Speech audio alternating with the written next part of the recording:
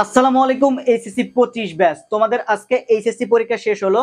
তোমাদের আজকে এইচএসসি পরীক্ষা শেষ হওয়ার পরপরই কিন্তু তোমাদের আরেকটা জার্নি শুরু হয়ে গেল, সেটা হচ্ছে কি অ্যাডমিশন জার্নি।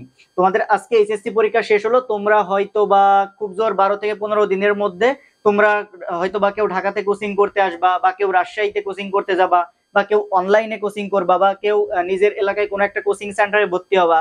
তো তোমার হাতে এখনো মানে কোচিং করার আগ পর্যন্ত 10-15 দিন মতো সময় তুমি পাচ্ছ।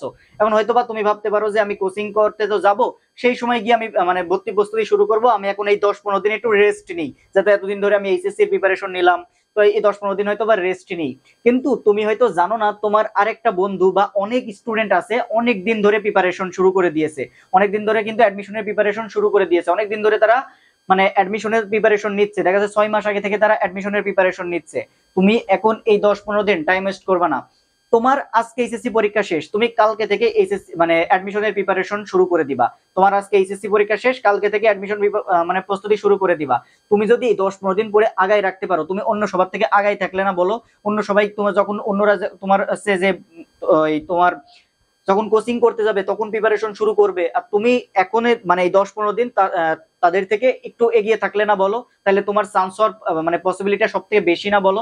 এই জন্য তোমাকে এই 10-15 দিন টাইম ওয়েস্ট করা যাবে না। তোমার এই 10-15 দিন তুমি তোমার হাতে, তুমি ভাবতে পারো, বলতে পারো যে ভাইয়া আমি এখন কি পড়বো, আমি তো জানি না কিছু। আমার কোচিং সেন্টার যখন কোচিং করাবে তখন আমি বুঝতে পারবো আসলে কোন জায়গায় পড়তে হবে। তোমার এখন কাজ হবে, তুমি একটা প্রশ্ন ব্যাংক নিবা। কি নিবা ভাইয়া? প্রশ্ন ব্যাংক নিয়ে দেখবা যে ঢাকা বিশ্ববিদ্যালয়ে কি ধরনের প্রশ্ন আসে। দেখি তো ঢাকা বিশ্ববিদ্যালয় লিখিত কি ধরনের প্রশ্ন আসে। দেখতেছে ও ঢাকা বিশ্ববিদ্যালয়ে সেন্টেন্স মেকিং থেকে প্রশ্ন দেয়, আমি তো এটা জানতাম না।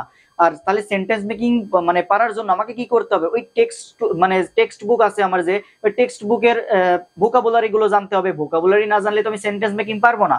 সেজন্য তুমি ঢাকা বিশ্ববিদ্যালয়ের জন্য তুমি টেক্সট বুকটা, ইংলিশ টেক্সট বুকটা মানে কয়েকদিন ভোকাবুলারি গুলো পড়তে পারো, বা টেক্সট বুকের সিনোনিম অ্যান্টোনিম, তারপরে তোমার হচ্ছে টেক্সট বুকের স্পেলিং, টেক্সট বুকের যে প্রিপোজিশন গুলো আছে এগুলো পড়তে পারো।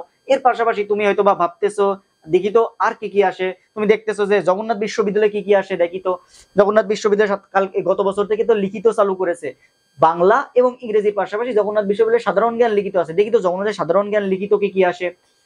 এইগুলো তুমি প্রশ্ন ব্যাংক তুমি পড়তে মানে এখন থেকে অ্যানালাইসিস করো, প্রশ্ন ব্যাংক গুলো মানে পড়ো।